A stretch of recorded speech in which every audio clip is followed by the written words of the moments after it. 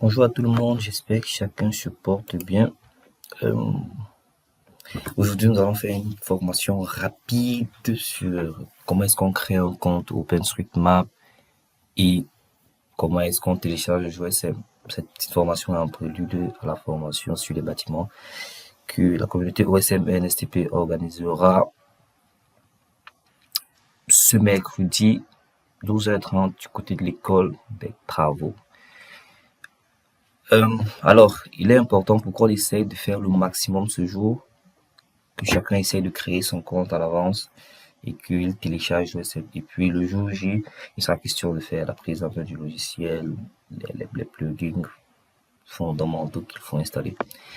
Alors, pour s'inscrire sur OpenStreetMap, vous devez juste aller sur openstreetmap.org et arriver. Bon, là, moi, je suis déjà connecté. Si vous n'avez pas de compte, vous arriverez probablement au niveau de cette page ici. Et vous aurez se connecter et s'inscrire. Ceux qui ont des navigateurs en anglais, vous aurez sign in et sign up. Donc, je vais cliquer sur m'inscrire. Et puis là, vous allez mettre votre adresse mail, votre pseudonyme. Le pseudonyme, c'est en fait le nom qui va s'afficher sur votre compte et votre mot de passe. Donc, vous remplissez le courriel, le pseudonyme et le mot de passe, vous le confirmez ici. Et puis, vous cliquez sur s'inscrire.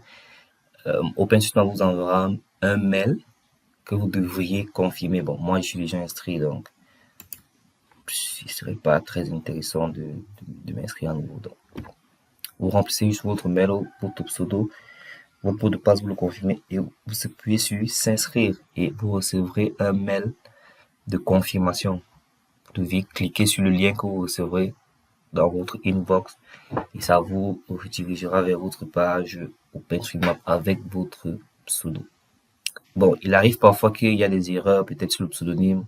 On va vous dire que already used. Ça veut dire que ce pseudonyme est déjà utilisé. Donc, changez juste. Il y a un conseil. Mettez un nom qui pourrait facilement vous identifier. Ça pourrait être votre nom, votre prénom, ou alors la combinaison peut-être des deux premiers chiffres de vos deux premières lettres de vos deux premiers noms. Donc, voilà. Et vous aurez une page. Bon, moi, je vais me connecter directement.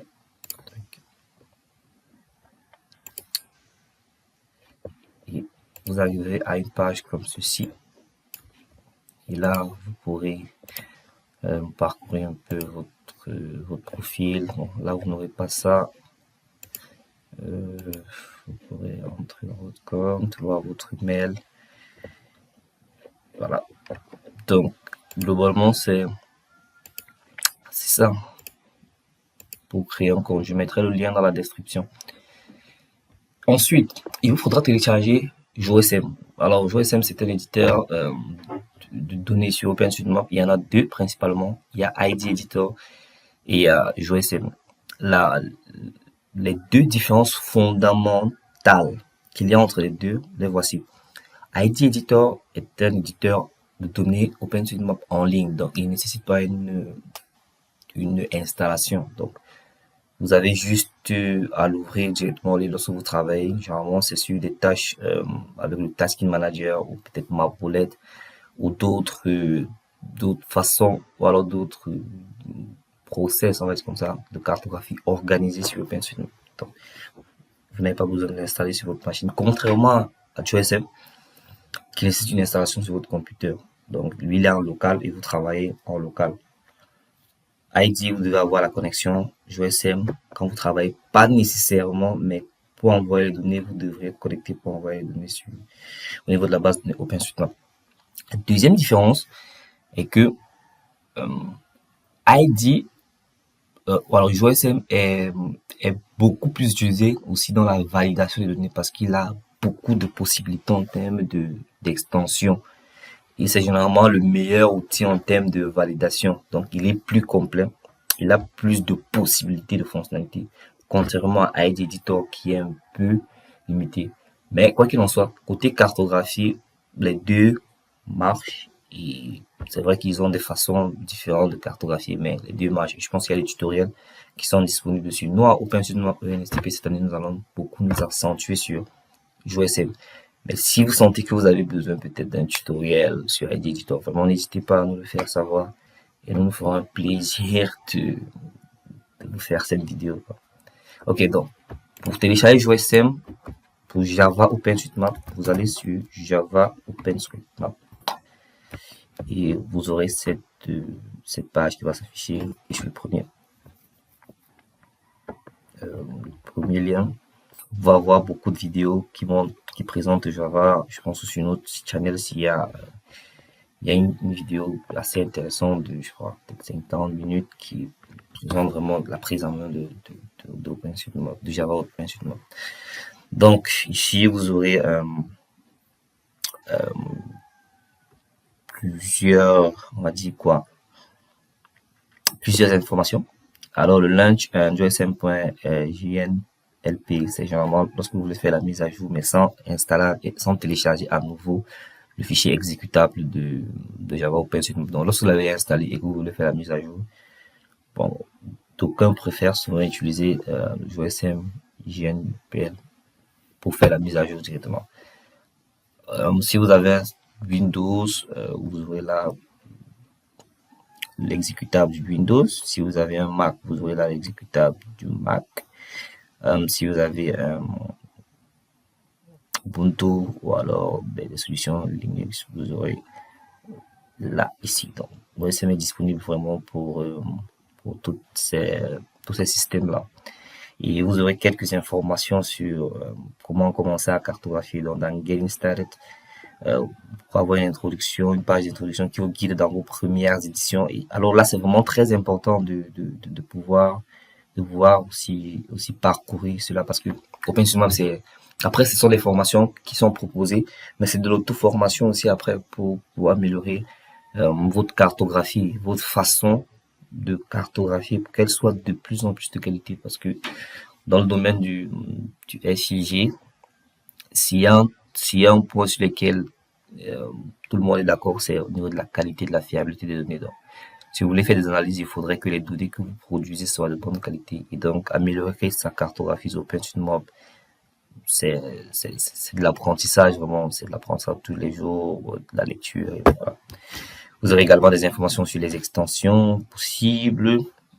Et là encore, vous pourrez vraiment apprendre beaucoup sur les extensions, les plugins. Alors, extension, c'est juste un petit applicatif qui vient se greffer à l'application mère et qui apporte une fonctionnalité, une autre fonctionnalité, ou alors une fonctionnalité ajoutée à l'application, le logiciel mère. Donc, sur OS, ils appellent ça plugin. Ça, généralement, aussi le nom d'extension et de greffon. Donc, vous pourrez là, si vous cliquez sur plugin, vous avez tac, tac, tac, tac.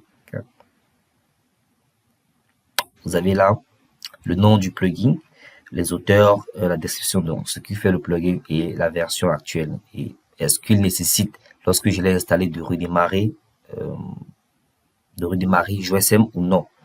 Vous avez ça ici. Et vous avez vraiment pas mal de plugins qui sont plutôt très intéressants. Alors vraiment très intéressants pour faire un certain nombre de travaux. Comme ça. Donc, en fonction vraiment de ce que vous voulez faire. Voilà. Il y a MapAI, il y a Maxine, qui sont de très bons plugins. Vous avez OpenData, qui vous permet d'exporter d'appeler des fichiers CSV sur OpenStreetMap. C'est aussi assez intéressant. Il y a Mapillary qui permet de récupérer les bibliothèques photos dans une zone téléchargée sur OpenStreetMap. Ce sont des petits applicatifs comme ça, des éléments qu'on va installer. Donc, on va pas tout installer dans la prise en main au niveau de la formation, mais je vous conseille vraiment de jeter un coup d'œil au niveau de cette description-là. Elle est vraiment très intéressante. Et après, vous avez d'autres titres, les changements récents. Si vous avez trouvé des bugs, si vous avez une idée, si vous voulez suggérer quelque chose, si vous aimez contribuer. Je vous conseille de vraiment parcourir cela et voilà. Donc, si vous avez un Windows, cliquez juste sur exécutable et ça va lancer le téléchargement. Si vous avez un Mac, cliquez juste sur Mac OS. Voilà. Et si vous avez une solution Ubuntu, vous entrez dans le répertoire et je pense que vous allez entrer sur Download ou alors entrer dans le répertoire de Debian. Téléchargez votre version. Moi, je l'ai déjà téléchargé. Et en fonction de votre chemin d'accès, vous allez avoir ça. Chez moi, généralement, ça arrive sur mes téléchargements. Et là, vous allez juste cliquer installer. Donc, il n'y a pas grand chose. Donc, vous double-cliquez, ça va installer tout seul. Ce qui est souvent intéressant, c'est que la première installation nécessite un peu de connexion. Donc, il va vous demander un peu de connexion. Et lorsque vous aurez installé, il va s'ouvrir. Et, bon, pas comme ça. Il va s'ouvrir. Je vais peut-être l'ouvrir sur mon bureau.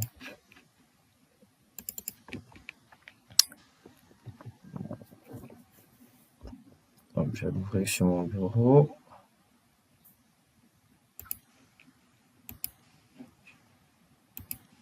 Donc là, il va s'ouvrir.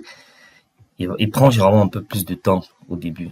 Donc là, vous voyez, il installe les griffons que moi j'ai déjà téléchargé. Mais ne vous inquiétez pas, on va vous montrer ça au niveau de la séance. Mais il y a quand même aussi une vidéo vraiment qui détaille cela. Je pense que c'est prise en main du logiciel MJSM sur OpenStreetMap, qui est disponible sur notre page YouTube. Il va consulter. Soyez disponible. Il y a un lien du Google Meet qui va être partagé pour tous ceux qui sont inscrits